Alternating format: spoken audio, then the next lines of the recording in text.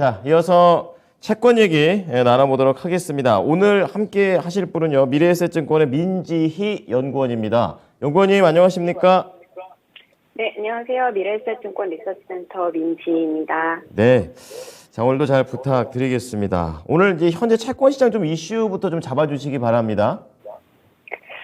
네, 일단 지금 채권 시장 같은 경우에는 이제 어제 있었던 일본은행의 통화정책 변화에 따라서 이제 어제 좀 금융시장이 많이 변동을 했는데 그것을 좀 되돌리는 모습을 지금 현재 나타내고 있는 것으로 확인이 되고 있습니다. 어제 사실 BOJ의 이제 일드 커브를 좀 조정하는, 그러니까 수익률 곡선에서 10년물 금리의 변동폭을 원래 이제 플러스 마이너스 0.25%에서 왔다 갔다 하는 거를 이제 YCC 커브로 설정을 했다면 어제는 조금 이제 금융 정책의 완화 정도를 좀 어느 정도 축소하는 그런 식으로 이제 플러스 마이너스 0.5% 정도로 이제 10년물 금리의 상단을 좀 높였다. 이렇게 이제 보면서 시장에서는 일본은행도 그러면 현재 이제 중앙은행의 어떤 긴축 기조에 함께 동참하는 거 아니냐 이런 이제 좀 그런 우려가 좀 나타나면서 그러면서 이제 일본 국채 10년물 금리가 한 20bp 정도 뛰고 그러면서 이제 우리나라 국채 10년 금리도 이제 10bp, 20bp 정도 어제 급등하는 모습을 보였습니다. 저희 하우스에서 이제 보고 있는 거는 일단 일본은행에서 지금 이런 식으로 정책을 조정했다라는 것을 이제 일본은행도 어떤 긴축 정책에 동참을 했다라고 보기보다는 이제 나중에 이제 일본은행이 이제 미국 중앙은행의 어떤 통화정책 결정이 뭐 금리를 나중에라도 이제 인하하는 사이클로 간다던가 이런 식으로 이제 그러니까 나중에라고 말씀드리는 거는 이제 내년도에 이제 중앙은행의 통화정책 변화가 좀 급격하게 변동이 되는 것에 좀 선제적으로 일본은행도 좀 움직였다라고 저희는 이제 판단을 하고 있고 단기적으로는 이제 FX 시장에서 나올 수 있는 불안 심리 그다음에 중앙은행들의 어떤 긴축에 대한 우려가 다시 한번 부각될 수 있는 것이 좀 국채 금리의 변동성을 자극할 수 있다. 이런 부분들에 좀 유의가 필요하다. 이런 말씀을 드리고 있습니다. 네. 자, 어제 일본은행의 움직임에 대해서 또 채권 시장 기준으로 또 다시 한번 좀 보는 그런 시간 좀 봤고요. 그렇다면 지표로 오늘 관련해서 채권 시장의 동향에 대해서 말씀을 해주신다고 하셨는데 이 부분은 또 어떻게 봐야 될까요? 우선은 제가 이제 크게 두 가지 지표를 가지고 왔는데요. 일단은 첫 번째로는 미국의 이제 주택 시장에서 좀 부진한 흐름이 지속되는 부분입니다. NAHB라고 하는 그런 이제 미국 부동산협회에서 발표하는 월간 주택시장 심리 지수가 있습니다. 이게 지금 계속해서 하락하는 모습들을 좀 보이고 있고 연초부터 해가지고 좀 꾸준히 하락을 하고 있는 그런 상황이 계속해서 지속되고 있고요.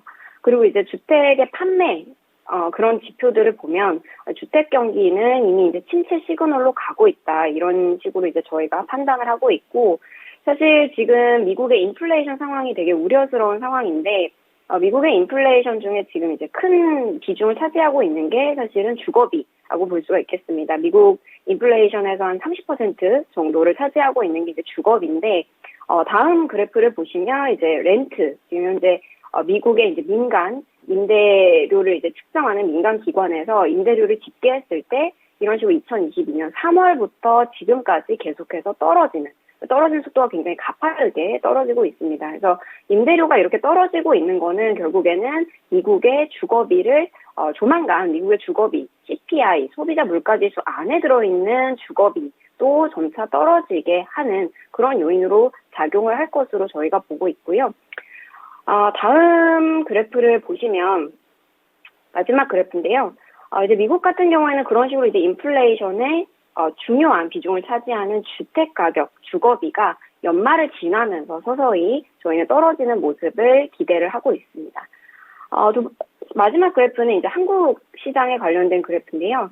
지금 어제 사실 채권 시장에서 또 주된 이슈 중에 하나가 한국은행 총재께서 이제 말씀하시길 3.5%의 기존의 이제 최종 기준금리로 우리가 생각하고 있었던 3.5%라고 하는 최종 기준금리가 여기에서 완전히 우리가 이제 금리 인상 사이클을 종료한다라고 말할 수는 없고 앞으로 꾸준히 이제 다른 중앙은행의 긴축 기조를 살펴가면서 한국은행도 이제 금리 인상 기조를 뭐 이어갈 수 있다. 이렇게 이제 말을 했던 것이 생각보다 좀 매파적인 스탠스로 해석이 되면서 좀 국내 금리를 상승시킨 어제 그런 요인으로 작용을 했습니다. 저희가 볼 때 한국은행의 최종 기준금리는 좀 변화 없이 3.5% 수준에서 종료가 될 가능성이 높다라고 보고요. 여기서 3.5%라는 거는 지금 현재 우리나라 기준금리가 3.25%이기 때문에 여기에서 1월 금통이, 내년도 1월 금통이죠. 여기서 25bp 추가적으로 금리가 인상이 되면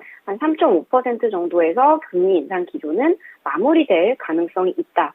그리고 그렇게 판단하는 이유는 우리나라 국내 경기가 좀 급격하게 하락하는 모습들을 내년에 굉장히 많이 확인을 할 수 있을 걸로 저희가 판단을 하고 있기 때문에 일각에서 우려하는 대로 한국은행도 내년에 뭐 한 번을 넘어서 한 2번에서 3번 정도 기준금리 인상을 가져갈 수 있는 거 아니냐 이런 우려는 조금 과도해 보인다 이런 말씀을 저희는 드리고 있습니다.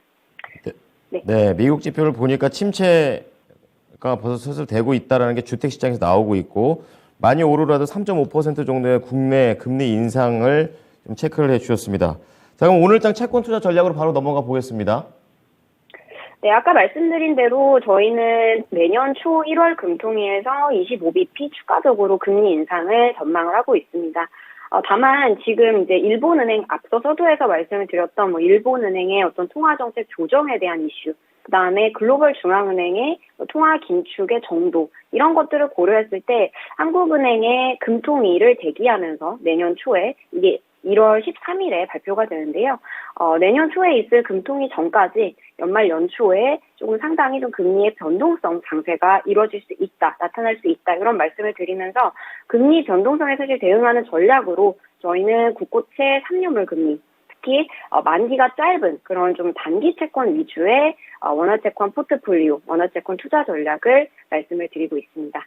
네, 단기 채권 원화 관련해가지고 포트폴리오 구성해보자고 얘기를 해주셨네요. 자, 채권 얘기 잘 들어봤습니다. 감사합니다. 감사합니다. 네, 자, 오늘은 지표로 일별 채권 시황에 대해서 그리고 전략에 대해서 알아봤습니다. 미래에셋증권의 민지희 연구원이었습니다.